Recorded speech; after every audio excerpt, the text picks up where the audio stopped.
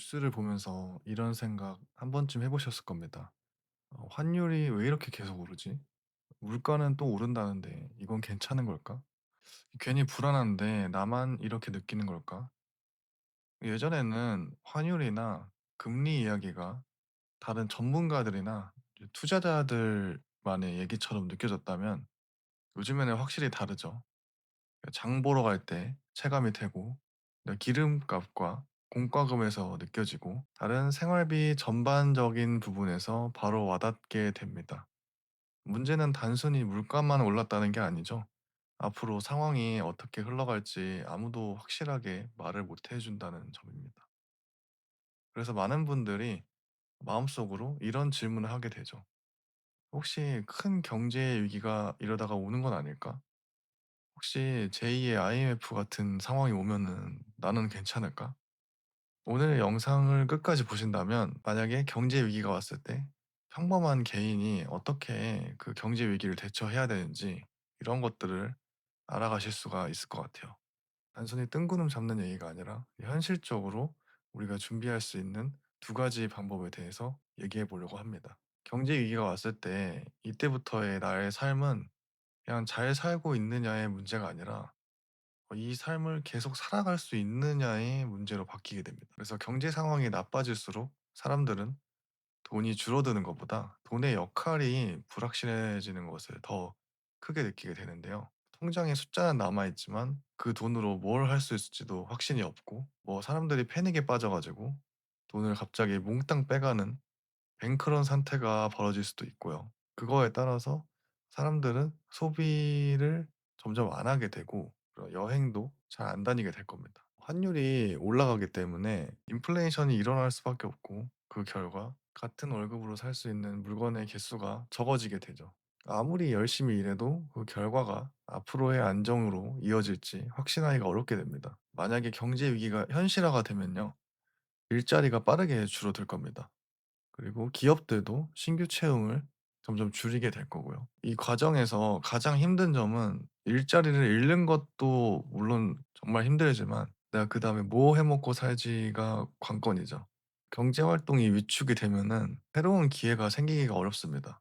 사람들은 자연스럽게 불안과 압박을 느끼게 되겠죠. 그렇다면은 경제 위기가 올까 안 올까가 문제가 아니라 이미 위기는 시작이 됐고, 만약에 그런 상황이 진짜 정말 현실로 온다면은 우리는 얼마나 오래 버틸 수 있을까요? 만약에 제2의 IMF와 같은 큰 경제적 충격이 온다면은 우리가 반드시 준비해야 될 것은 딱 두 가지입니다. 자, 첫 번째, 고정 지출을 줄이는 겁니다. 위기 상황 속에서 사람을 가장 빠르게 압박하는 게 바로 수입의 감소보다 줄일 수 없는 지출의 양인데요. 매달 자동으로 빠져나가는 비용, 내 선택과는 상관없이 발생하는 지출이 많을수록 상황이 나빠질 때 대처할 수 있는 여유가 줄어들게 되는데요. 수입이 줄어들어도 지출이 그대로라면 그 차이는 결국 부담으로 쌓이게 됩니다. 그래서 위기 상황에서 상대적으로 안정적인 사람은 많이 버는 사람이 아니라 적은 돈으로도 버틸 수 있는 구조를 만드는 사람이라고 생각해요. 그래서 지금 우리가 점검해 봐야 할 항목들이 몇 개 있습니다. 주거비, 대출 상환비,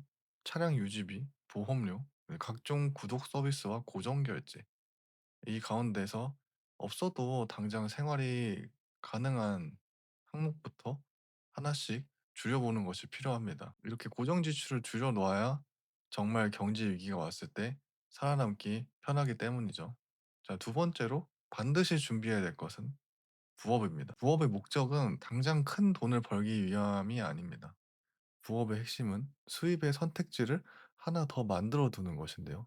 자, 수입원이 하나뿐일 때는 그 하나가 흔들리는 순간 삶의 전반적인 부분이 동시에 영향을 받게 되죠. 일자리에서 갑자기 내일 잘리게 되면은 내가 돈을 벌 수 있는 수단이 없기 때문에 굉장히 곤란하게 될 겁니다.